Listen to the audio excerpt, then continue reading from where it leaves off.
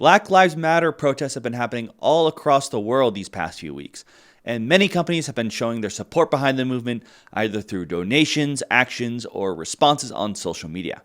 However, some board game companies have had less than perfect responses, and many of them have come to a head this past week. Origins Game Fair was scheduled to happen this year, but then, of course, was canceled due to the pandemic in the country.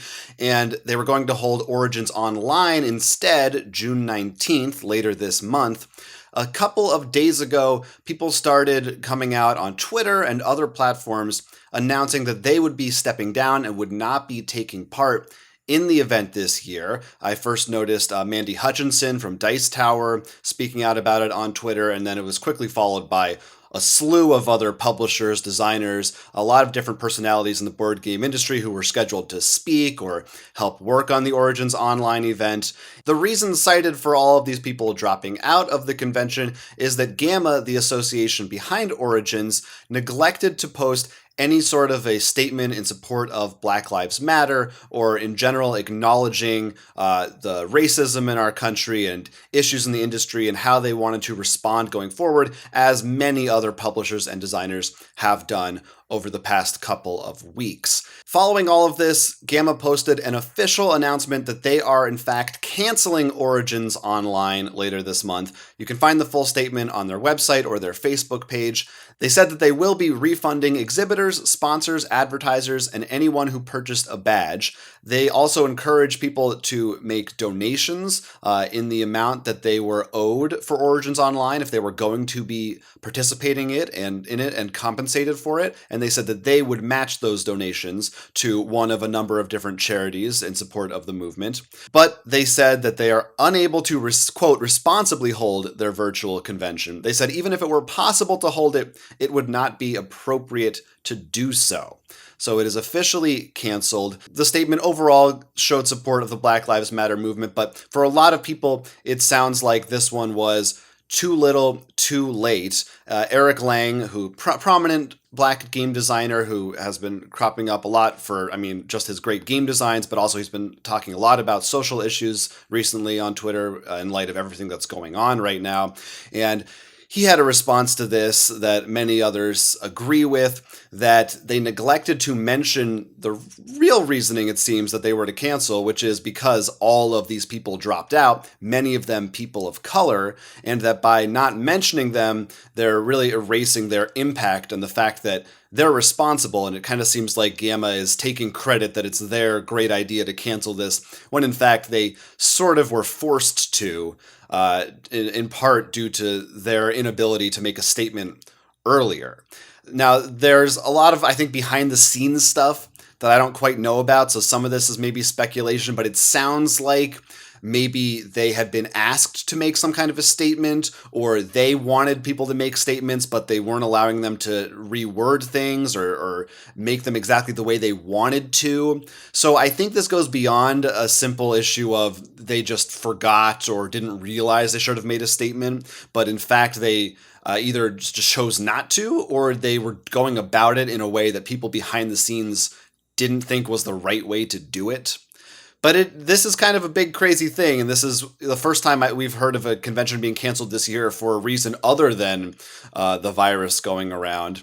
Well, what was your reaction to all this, Will? I have to say, similar to what Eric Lang said, if you read this before you knew about everyone pulling out, you would have been like, oh, they're canceling. And then if you read about people pulling out, you're like, you're just saying that to act like something's going on, except the pulling out happened beforehand. So it's almost trying to retcon the entire news situation. It's much more of a PR move than it does seem to be an apology. Mm-hmm. Yeah, and I wonder what's going on with their PR team, because I think giving them a really charitable reading of all this, you might just think that it was, they just didn't make a statement because maybe their social media team just wasn't on top of things and they didn't realize they should have done something. But even in that case, it really seems like, we have reached a point where it's not enough to not comment on things right now at this time. And as we've seen with so many other companies, people in the industry, it really is important right now to speak out about this. And it does seem wrongheaded. Like I said, at best, they were bad at doing their job, I think, of posting something. And at worst, they actively chose not to, either because they were afraid of backlash or they just didn't want to come out strongly in one direction or the other, which is clearly not the right decision. Right now, the way that things are in our country, I feel like you have to take a stance. You have to be open about your support for this, especially for something like Origins, which is meant to be, it's a convention for gamers, and it's hard, but you try to make a community that is inviting to people of all different backgrounds. Like you said, Jonathan, I think I just heard this from Manuel Acho, who's hosting a show called Uncomfortable Conversations with a Black Man, say it's not just enough to be not racist, you have to be anti-racist now. So you can't just not say you're for white people or something like that. You have to literally say I'm against white supremacy. And right now, the way that Origin's handling this, at best, it looks like extremely ignorant, and at worst, a huge cover-up. So it's not even just too little too late, it's too little done wrong. Now, they're not the only company, however, who's in a bit of hot water. Magic the Gathering and Wizards of the Coast, a big card company, recently made an announcement that they are banning a bunch of cards, and not only just banning them in tournaments, but also removing their art from their Gather, which is pretty much a huge database to look up cards. These cards either have racist terms or artwork depicted. There are some issues, however. For example, if you actually go to the site, they don't explain any of the cards. They just have the list and move on. It's very short, which is a little weird because when they ban a card mechanically, they usually go through a whole description. We actually found other users who go in great detail. Now, obviously, some of these cards are very obvious. The obvious one is Prejudice, which actually pretty much shows a clans member on it and was actually in the database because they number them based on when they were printed. Card 1488, which is a white supremacy number. It's like really bad. But some of the other ones you might not be so sure about. And well, like we said, we'll have a link down below that explains in great detail why this card is problematic. Now, Wizards said they're going to continue looking through the database. This isn't the final cut. But many people also point out this seems to be more of them trying to cover their bases and almost distract from earlier. A Twitter user posted a Google Doc, we'll have it down below, about how Wizards doesn't really have a great community of hiring people of color to work at Wizards. It's a huge article. You should definitely read it, explaining their hiring practice, how some people who constantly try to get hired and get a job there will be denied while they'll be continuing hiring white people. So it seems, once again, Wizards, while it might seem in a vacuum a good move, to be more of just smoke and mirrors. Yeah, it's a hard thing right now, but yeah, it's still even not enough sometimes to take action. And it's nice that people who are behind the scenes, who have some insider knowledge about this stuff, are speaking out, because yeah, there are systemic issues, I mean, in our society, but obviously that extends to corporations. And of all the, there are a lot of indie and smaller board game publishers that seem very friendly, and they're active on social media and like very personable and stuff. Wizards of the Coast, for all the good that they may do, sometimes bad, they are gigantic. And I think that's with a lot of corporations and companies that large in this country, you see issues like this that maybe it doesn't go into their conversations. Maybe it's not as blatant as people's discussions and executives actually saying it out loud.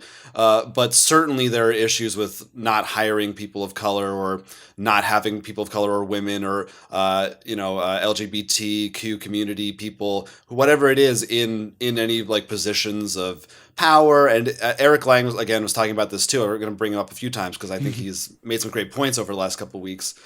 I was talking about how you need those people in those positions, because these are the kinds of things that, even if it's not necessarily malicious, those people will think about these things and they'll catch those things before they go out. And yeah, some of these cards maybe were printed years ago. Almost all the cards shown in their problematic version are old cards, and ironically, I think, except for the one that's very obviously racist, aren't used too much.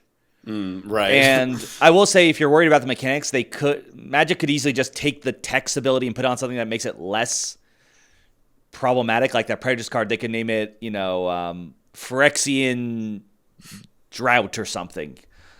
something that's obviously not related. And like you said, if they had people cover, they might have had someone say, "Hey, you should maybe put this in the description or mention this." Like they'll not just catch Yeah. the cards; they'll catch the posts. And finally, we are going to take things in this episode to Reddit, the big discussion platform, social media site, specifically the board games subreddit, where people can discuss board games of any kind, has gone through some changes recently as several, and I think close to, if not all, of its head moderators have resigned from their positions. Moderators were coming into conflict over there over arguments as to whether or not they should delete comments or outright ban users who are posting bad faith arguments, sometimes racist posts in various threads on the board games subreddit. And so a lot of them have stepped down. I believe they have started a new subreddit called Friendly Board Games. They're trying to make a movement over there to have a more welcoming environment. But that's a whole other thing that I think is, that's the community side of things versus we've been talking about kind of from the corporation standpoint. And I think it does tie back into what we were saying about Origins earlier still, which is that, Reddit seems like, oh, maybe it's just a small, silly thing, and these commenters, maybe it's not that big a deal in the scheme of things, but it's another opportunity for people who are potentially new to the board game world, who want to get involved in the hobby. And if they aren't able to feel welcomed and they feel like, oh, this is a community of nerds who are racist and mean and sexist and whatever it is, then that's going to close people off from the hobby. And I think that's the bottom line of, well, it's not the bottom. The bottom line is, there's really bad things going on, but one of the biggest issues to me that is going through all of these stories is that we want to be welcoming. We want to invite everybody in who wants to come in, and we need everybody from the bottom up, from just gamers to the people running conventions and publishing games, to start doing a better job of making that happen. Yeah, and we need it to be in a way that's actually actionable, not just some sweet words. This isn't directly connected, but back in Magic, when they sort of retconned a queer relationship, they sort of made an apology, but that apology seemed very weak. They didn't change anything like in the story, and that apology wasn't available in all countries. So obviously they're just trying to sort of placate for like the American market players, for example, while making sure other countries where maybe that queer relationships aren't looked down or looked down more on, that they're trying to pretend like, no, we don't have one. So it's sort of like they're trying to be nice while having their cake with the racist or anti-LGBT people too. And at this point, you can't do that. Yeah, it's bad morals. I also think it's bad business. I think truly, maybe regions of the world may differ, but the more inclusive you are, the more people you include. I think that's what the word inclusive means. There's just from every level, I think it's a bad choice to not speak out about this. And I know there are a handful of people who are in our audience on our channel who would prefer we just stay out of this or not talk about it that much. So I'm sorry, I don't know why you watched this whole video if that's you, but I think it's necessary we keep doing it. And unfortunately, if I know we both feel sometimes a little guilty or hypocritical. There are only two of us who are hosts on this channel, and we're both white, and we usually don't have really any guests for any of our shows. So, we're putting a lot of links, like we said in the description. We would recommend that you listen to people of color, and that's what we're trying to cover this because we cover all the news and everything, but we shouldn't be your first or last stop for this. There are people who are directly involved in this. In particular, again, there was an awesome video that was out earlier this week on the Dice Tower, where it was a daily chat video between Tom Vassell and Eric Lang, where they just spent an hour talking about this stuff, these issues. This was before all the Origin stuff happened. But I think it's a really important video and well worth watching. So I'm going to put that in the description too. So there's a lot of different resources that you can check out, but I think it's important that we talk about this and we don't just pretend, oh, let's just play board games, it's fun, because it is really directly involved in our hobby and our industry in a lot of ways. Yeah, just exactly what you said, and we want board games to be fun, but we want them to be fun for everyone. I mean, as you Yeah. said before, it's more fun if more people are playing. Like, believe me, I'm with you. I don't want to talk about this either, but we have to. Like, I would much rather this wasn't a thing we had to say. But when it comes up, it's, it has to be addressed, I think. And as many people that can do it, I think it's for the best. So if you're someone out there who can talk about it further on any level, that's what we have that comment section for. So we definitely invite you to go in there and talk about it down there. Let us know what you think about Origins being canceled, the online portion, and how that's going to maybe affect you. If you were somebody who maybe was going to be involved in it on any kind of level, what you think about those Magic cards, or, I'm sure a lot of people out there have posted on the board game subreddit. And what's going on with you in regards to that? Are you gonna move somewhere else or something like that? Let us know down there. But until then, thanks for watching. I'm Jonathan. I'm Will. And this has been Roll for Crit. We would love it if you liked and subscribed to this channel and supported us on Patreon as well. For legal reasons, we've got to disclose we're on Facebook, Instagram, and Twitter with more awesome content.